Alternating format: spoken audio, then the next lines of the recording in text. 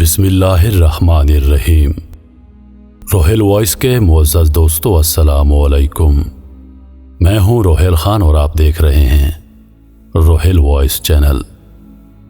اگر ہم دور جدید میں جنات یا ان سے جڑے قصے کہانیوں کو اپنا موضوع بناتے ہیں تو شاید ہی کوئی یقین کرتا ہے، کیونکہ اس جدید دور نے ہر چیز کی ایک سائنسی وجہ بیان کر رکھی ہے۔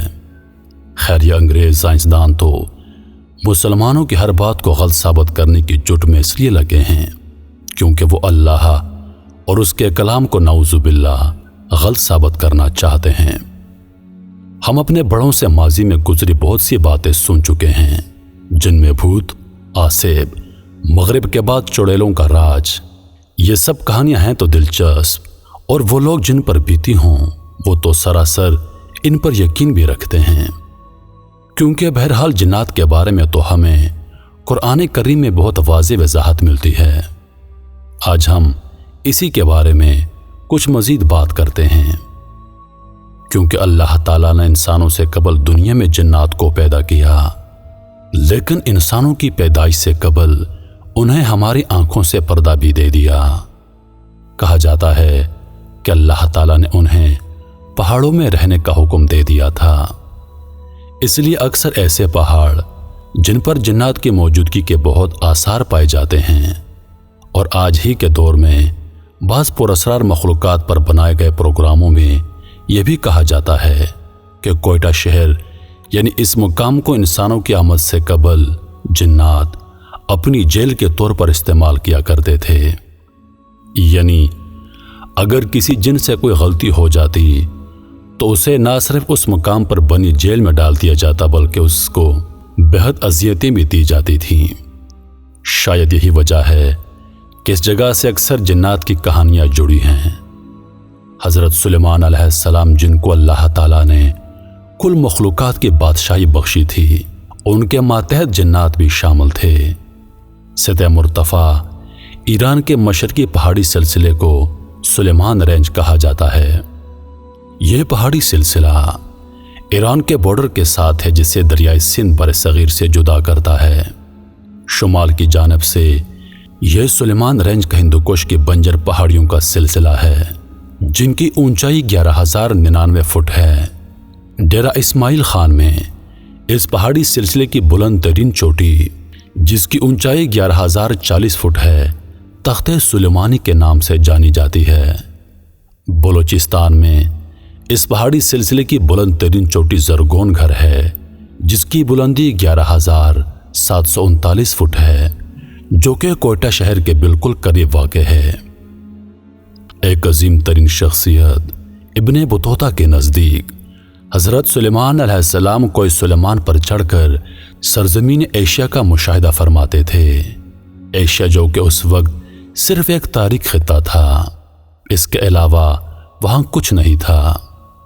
کائسا گھر جو کہ سطح سمندر سے تقریباً 11,000 فٹ کی بلندی پر واقع ہے، اس کے گرد 3 اضلاع ہیں، جن میں شمالی وزیرستان، زاب اور ڈیرہ اسماعیل خان واقع ہیں۔ مقامی لوگ اس جگہ کو کائسا گھر اور تخت سلیمانی کے نام سے پکارتے ہیں۔ تخت سلیمانی سے جڑی کہانیاں اور پختونوں کی آمد کی کہانیاں ڈیرہ اسماعیل خان میں عام ہیں۔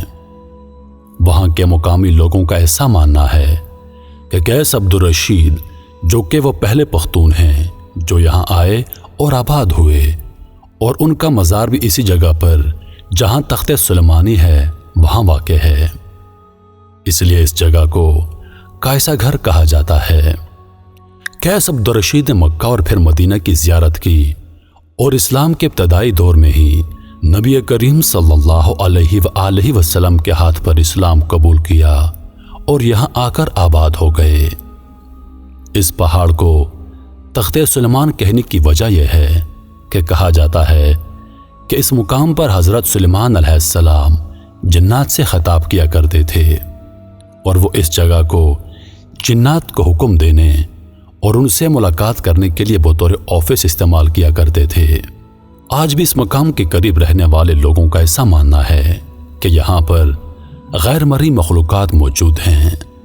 ظاہر ہے उन लोगों ने कुछ तो मुशाहिदात किए होंगे, लेकिन फिर भी इस जगह की ज़ियारत करने वालों में आप किसी किस्म का डर और खौफ नहीं देखेंगे, बल्कि इस पहाड़ी की बुलंदी पर लोग यहाँ शुक्राने के नवाफल भी अदा करते हैं ताकि वो जिन्नात के शर और गुस्से से महफूज रह सकें। इस पहाड़ की चोटी तक चढ़ने में तकरीबन पूरा दिन लग जाता है। आमतौर पर लोग एक भेड़ या बकरा साथ ले जाते हैं ताकि वहां उस बुलंदी पर पहुंचकर उसे ज़बह करके पका सकें। मुसाफिरों को अपने साथ पानी भी ले जाना पड़ता है क्योंकि पहाड़ पर पानी मौजूद नहीं। जैतून के दरख्तों से भरे हुए कोई सुलेमान में इन दरख्तों के झुंड में एक बहुत तादाद में दीगर फूल, पौधे और जंगली जानवर भी मौजूद हैं, जिनमें मारखोर, खरगोश, गीदड़, भेड़िए, बारहसिंगे, जहरीले सांप, तीतर, उकाब और तोते वाफर तादाद में मौजूद होते हैं। अलबत्ता किसी वक्त में यहाँ चीते और रीछ भी हुआ करते थे, लेकिन अब बिल्कुल दिखाई नहीं देते।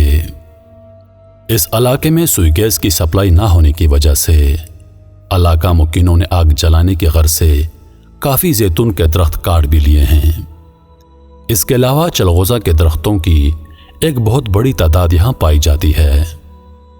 यहाँ के मुकामी लोग ज़्यादातर चरवाहे होते हैं जो कोई सुलेमान तक जाने में ज़्यादा मददगार साबित होते हैं, लेकिन यहाँ तक का सफ़र खासा दिलचस्प और जोखिम से भरा होता है क्योंकि जंगली जानवरों के साथ साथ जिन्नात की मौजूदगी का भी एहसास साथ रहता है। दौरे माजी में अगर हम लोगों की कई बातों का जायज़ा लें तो लोगों का ऐसा मानना था कि ये जिन्नात इंसानी रूप में आम लोगों के दरमियान मौजूद होते हैं, और अक्सर का मानना यह है कि जिन्नात इंसानी रूप में मिठाई की दुकान से मिठाई खरीदते हैं क्योंकि उन्हें मिठाई बहुत पसंद होती है।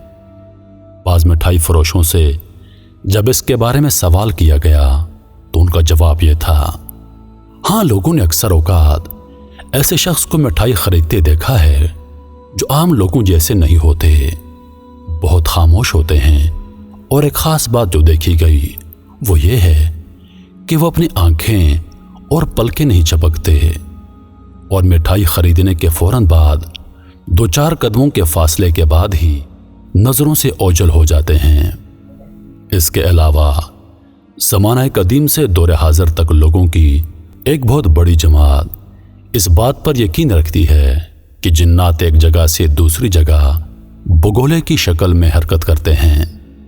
तो मेरे अजीज़ दोस्तों, यह थी आज की हमारी वीडियो। मैं उम्मीद करता हूं कि वीडियो आप दोस्तों को पसंद आई होगी। मज़ीद ऐसी वीडियोस देखने के लिए हमारे चैनल को सब्सक्राइब करें और साथ में मौजूद घंटी के बटन को ज़रूर दबा दें ताकि हमारी हर नई आने वाली वीडियो सबसे पहले आप तक पहुंचे। मुझे दीजिए इजाज़त। इंशाअल्लाह अगली बार एक और वीडियो लेकर आपकी खिदमत में हाजिर होऊंगा। तब तक के लिए खुदा हाफिज। अल्लाह पाक आप सबका हाफिज़ो निगहबान।